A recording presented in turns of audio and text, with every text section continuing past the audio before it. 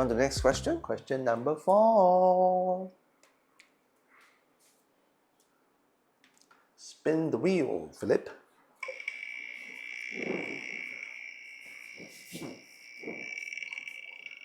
Let's see where the wheel ends at number 185. 185. Okay, that's good. We are almost there. Okay, 185. We are there. Okay, perfect. Oh, this is interesting. Do you find it so hard to say no that you often end up doing favors you don't want to do? So answer yes. I'm a people pleaser. Yeah. Okay, one. If so, why? I'm a people pleaser. Okay. But of course, I'm learning not to be these days. So yes. Yeah. The follow-up question is, when you have to tell people something they won't want to hear, do you tell them directly? If not, why not? Okay. Again, I've established that I'm a people pleaser. Yes. Trying to reform myself lah. So the first part of the question is, I am a people pleaser and I will bend over backwards for people. Right. Yeah. So, but the second part is talking about bad news, right? Yeah. When you have to tell people something they don't want to hear, will you tell them directly? No. I will sugarcoat shit. If it smells like shit and tastes like shit, I will sugarcoat it. I will sugarcoat it, and then I'll let you know. Yes. This is sugar-coated shit. Yes, that's the thing. I'm a people pleaser. I'm a diplomatic people pleaser. So I will do that. Yes. This is something we touched on in season 1 actually, when we were talking about our personalities, how we are fundamentally very different in this aspect. Yes. So that gives you a clue about how I would answer this. Yeah, so I am different from Derek, I believe. Yes, yes. Yeah, so Philip is a people pleaser. Philip package shit, sugarcoat shits, and let you know. And then you have a bit of sweet taste to it before you hit the shit. Correct.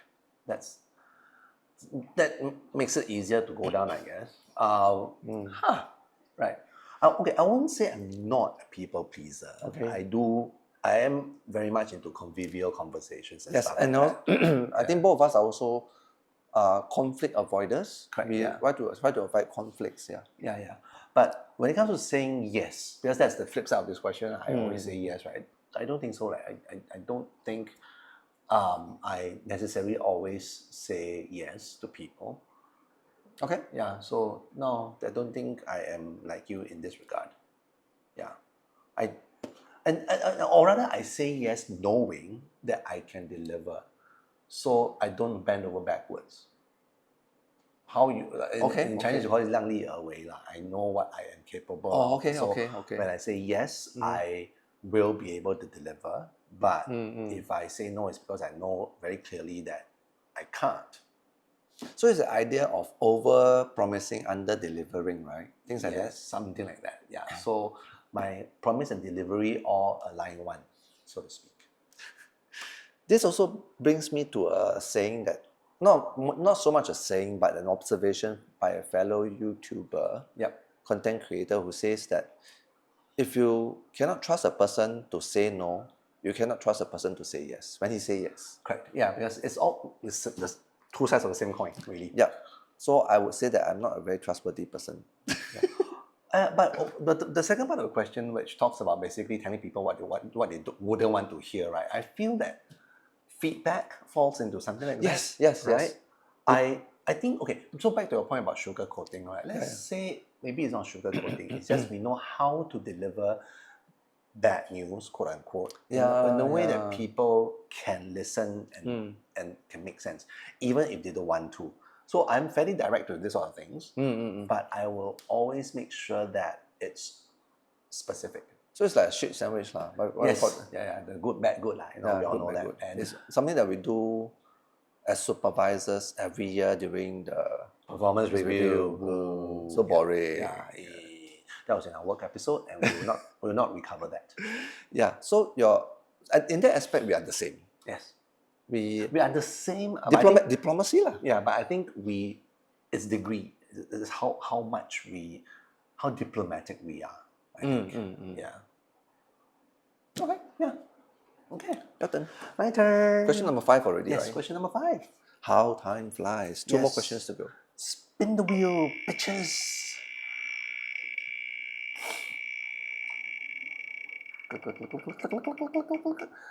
And the number is 186. Interesting. Just a few questions away. Yes. When was the last time you stole something? Ooh. Don't tell me you steal people's heart. How haven't you stolen anything since? Okay. Is there anything you steal if you were certain you wouldn't get caught? Ooh, okay. I do have an answer for that. Okay. I'll confess it Wait. on radio. Is it okay to confess on TV, on YouTube? To be fair, it didn't take place in Singapore. Okay. So I guess it's fine. A bit concerned, but go on. We'll cut this out later. Yes. Okay, the funny thing is it isn't even anything worth stealing. So I was with my partner in Bangkok. Okay. So we went to the Pantatong, right? Pantatong, the eating street. Oh, yeah. So after that, we were walking towards the train station, and then we went to a 7-Eleven just to cool down, just to cool down. When was this? December during the December holiday. Oh, okay. Yeah, so I was with my partner, right? So he was just going around looking at things he wanted to buy, and I came across this small tin of Nivea men's cream, like literally this big. Like it's a small version. Okay. So it's like moisturizer. Yeah. I stole it. It was less than 30 baht, I think. Which is less than $1.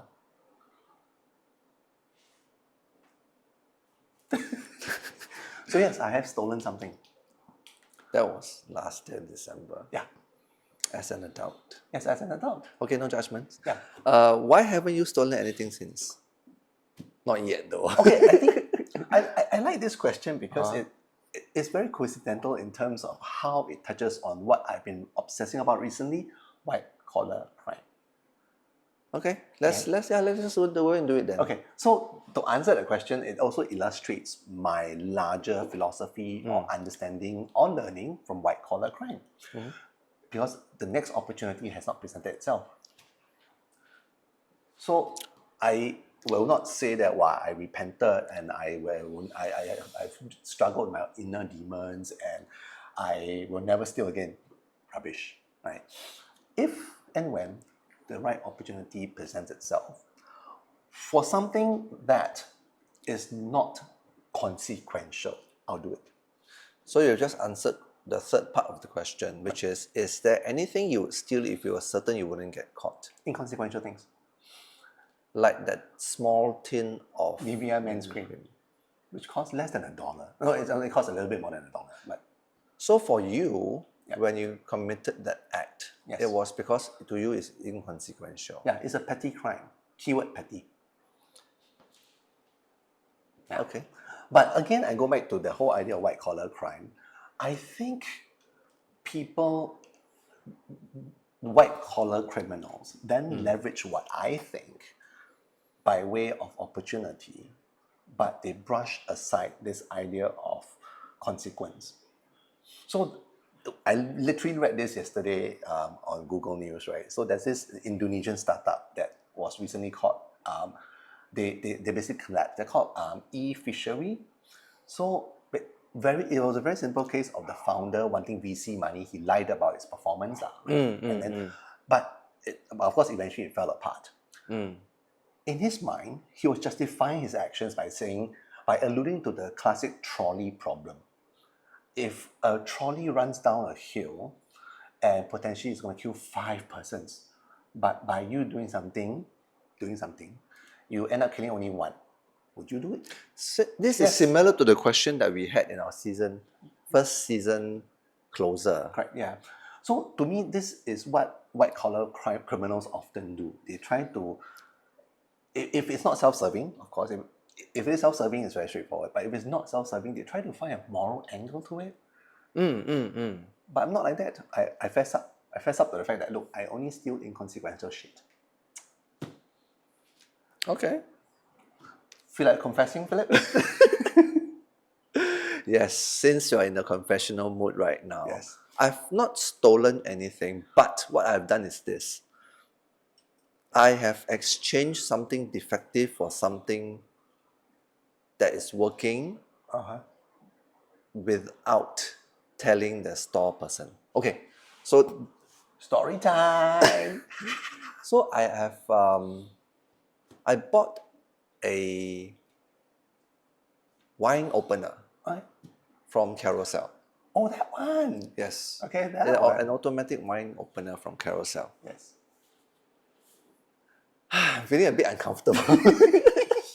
Nobody will trace it back to us lah. So this wine opener was a little bit defective. Yeah. Now, I bought it off Carousel, so it's definitely second hand lah. Yeah. Okay. So it's a P2P kind of transaction. Yeah. Peer to peer. Yeah. And because it's not working right, I was very upset. It wasn't it wasn't very expensive. Yeah. Not like 30 baht in your case lah, but I think it was about 20 Singapore dollars. Okay. Yeah. Which again is not expensive. Yeah, So at no point did I think about buying a new one because everything else inside the package is okay. It's just that The mechanism, right? The mechanism is a bit clunky. yes. The main wine opener is not working. Yeah. So I was thinking, okay lah. I did think about buying a new one, right? So that's why I went to the shop. I went to the shop and went to the online store as well of that shop, of that brand, Yep. right? To see whether I can get a new one. Yep. When I visited the online store, it says that it is out of stock. And it's quite clear that they are no longer going to stock it because when I go to the store, Yep. the item itself was also going on sale. Yep. Okay. 50% off. Yeah. Okay. Yeah. So that would place it at about $70, something dollars, I think. Yeah, correct. Yeah. Okay. Oh, no. $10 only. Oh, so cheap. Yeah. Okay. Okay, sorry. No, the retail price like at 50% off is about 70 lah. No. It's actually quite affordable. I think it was like $30 or $40. Okay, fine. Yeah. So, an evil thought came to my mind where I thought I can do a switcheroo. Okay. Because they are going to, in my mind, what you're saying is correct. The opportunity presented itself. I justified by saying that, look, I am going to exchange a display item with my defective item. Right. And so I switched it around and walked away. Did I steal something? Justification right now. Did I steal something? In my head, no. Because I switched an existing one, albeit faulty, Correct. with a working one. Correct. The only inconvenience that you have done to the store owner is if someone does buy the product, that person will come back to the store and say, hey, not working lah. Then the store owner will have to go through the trouble of contacting the distributor, blah, blah, blah, blah, blah. Yeah. But no money lost. Yeah. So to me, it's not stolen. I looked at it from many different angles. Wow, I didn't know this question was so fun. The first one being, because what I did was I did not exchange a brand new item. I did not exchange a box item. I exchanged a display item. Correct. I exchanged a display item for my defective one. Hashtag lesser of two evils. That's correct. Because nobody's going to get the display item. Yeah, nobody would willingly get the display Yeah. item. And the fact that they are going to phase out this item, right, Correct. goes to show that whatever is defective, they're just going to refund the customer. Ma. Yeah, lor. I don't like that set question. Let's move on. Last question. Last question, people. See, so this is the fun part about the book of questions. Correct. You can choose not to answer for sure. You can choose to lie and say that no, you didn't. But where's the fun in that? We might just cut this part out. Moving on. Then we'll have only 5 rather than 6 questions. We'll do one more.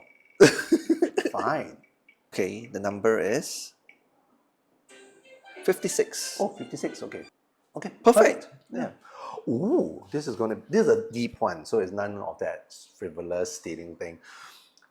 Have your character and humanity been forged more by pleasure and success or by pain and disappointment? Simple. This is such a simple question. Pain and disappointment. Of course, it's pain and disappointment. Again, if you have listened and watched our previous episode, I'm a sucker for pain. Yeah. So yes, my character and what? Sorry. Character and humanity. Oh, definitely pain and disappointment. Pain and disappointment. Go on. Okay, the follow-up question is: if you could somehow protect your loved ones from pain and failure, do you think they might ultimately end up diminished by your efforts to shield them? Yes. Huh. Yes. Again, because I am a people pleaser. Yes. I am also a martyr. So a lot of it I take on by myself. Correct. So that's why people around me, my loved ones, tend to be shielded from pain and Pain and failure. So I will let them They will not experience pain and failure. to the minimum, lah, I would Yeah, say. correct. To the minimum. But you think they might end up being diminished by your efforts, lah? Do you? I believe in the best of human beings. Meaning, okay, I will only do so much for you. Yeah. And if you can appreciate that, it's up to you to better yourself. Okay. Yes? Interesting. You get it? Am I being? I don't know. Okay. This feels a little bit more complicated than what this question is asking for. So Okay. what you're saying is that yes, Okay. the straightforward answer is that person may end up being diminished because you'll be shielding them Yes, from yes, pain yes. and failure. But Yes. hopefully that person understands that this can potentially happen and they Yes. step their pussy up. That is correct. That is my short answer to this question. Yes. Okay. Your answer, Derek? Interesting. Technically, from a humanity standpoint, because this is literally a humanity-related question, right? Humans do reflect more on pain and disappointment by default. Because we are the lizard brain basically is very much, feels pain more than pleasure, unfortunately. But we avoid pain instinctively. Yeah, but when that fails, that's why pain and disappointment feels even stronger. So, and of course, there's always that whole argument that no pain, no gain lah, or that failure is the mother of success lah, or that All these cliches. all those platitudes. Yeah, not wrong, but the fact that there's a question 56 that kind of talks about this, right? Suggests that there are people who have done well in school and they are motivated by pleasure and success. Like, oh, look at me, I am a smart boy. I will always be a smart boy. So I'm motivated more to study. So this is an interesting question because by default, the human lizard brain cannot is usually propelled by pain and disappointment. There are some people who can draw lessons from successes as well, which means they may have a stepmother on their way to success and not necessarily just failure.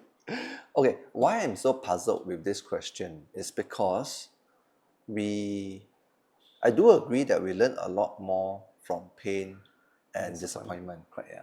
And this is also something that Derek, you agree with.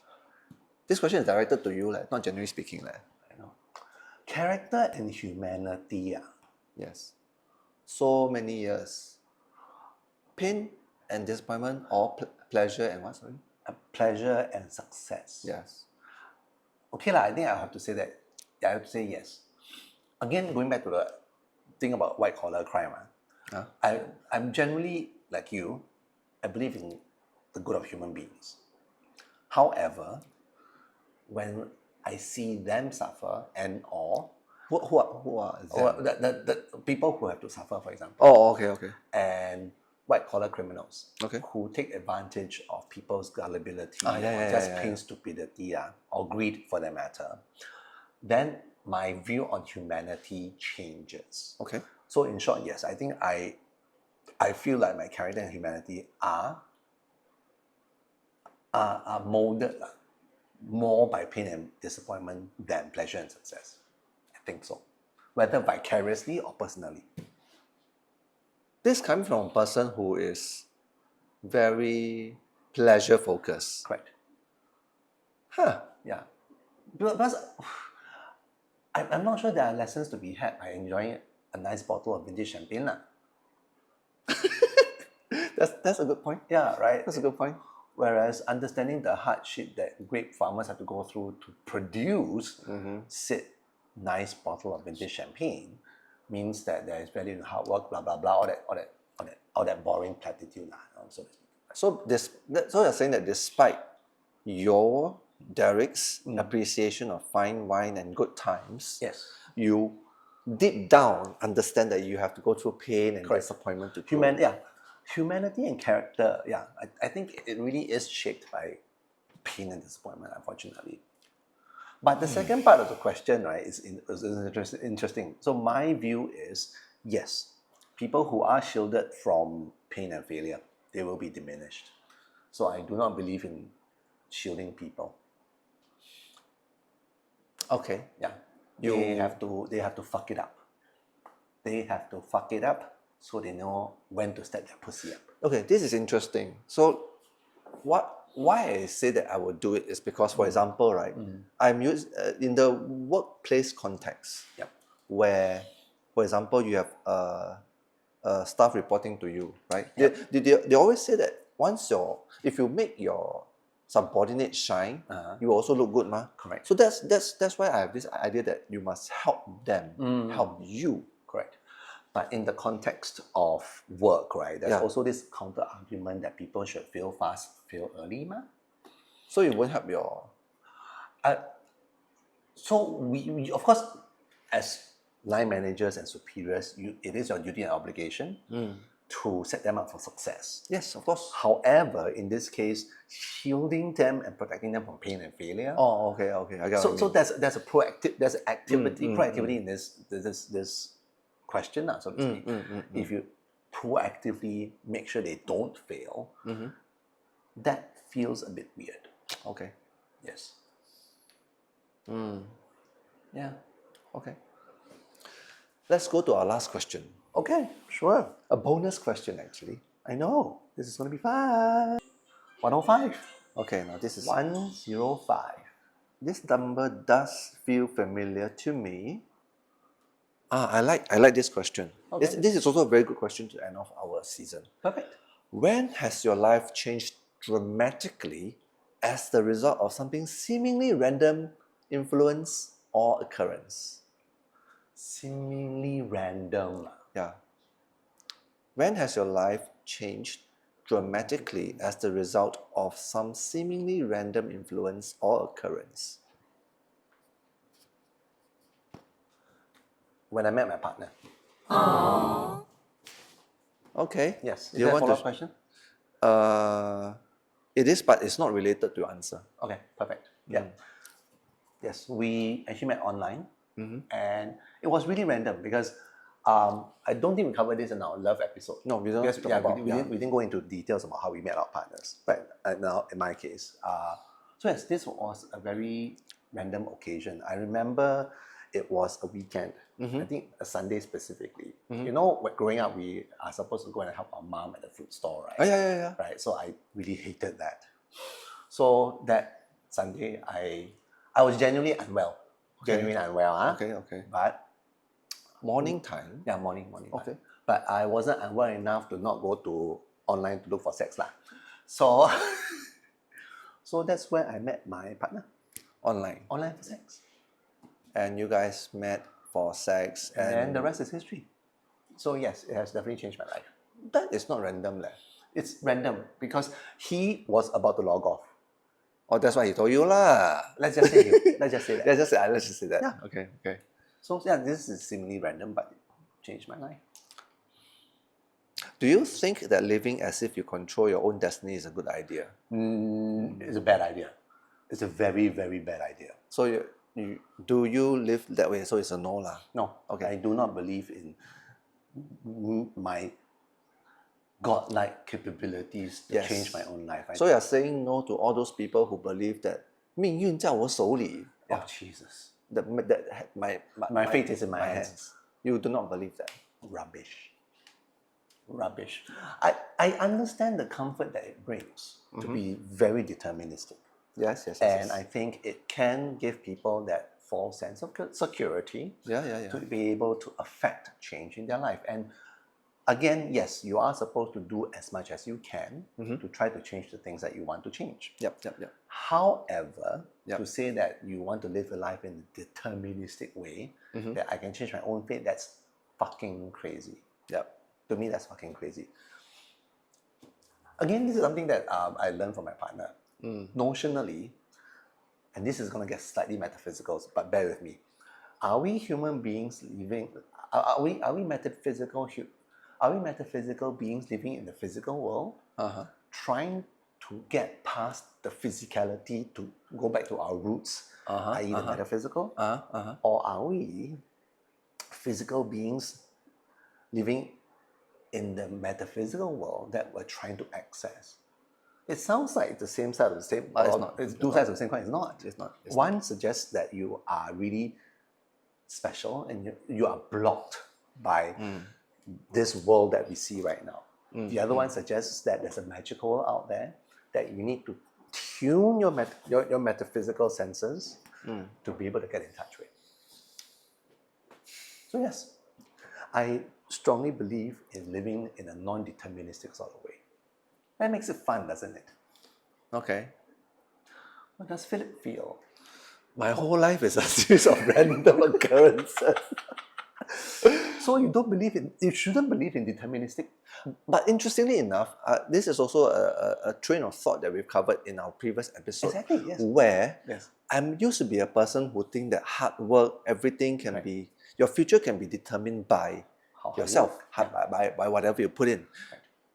Whatever you put in, you should get a same amount of feedback or returns, rewards, if you will. Yes. But I have since given that up. Yes. And acknowledged that myself, okay, so me going to poly, me diverting away from JC to poly is conscious. Education episode. Yes.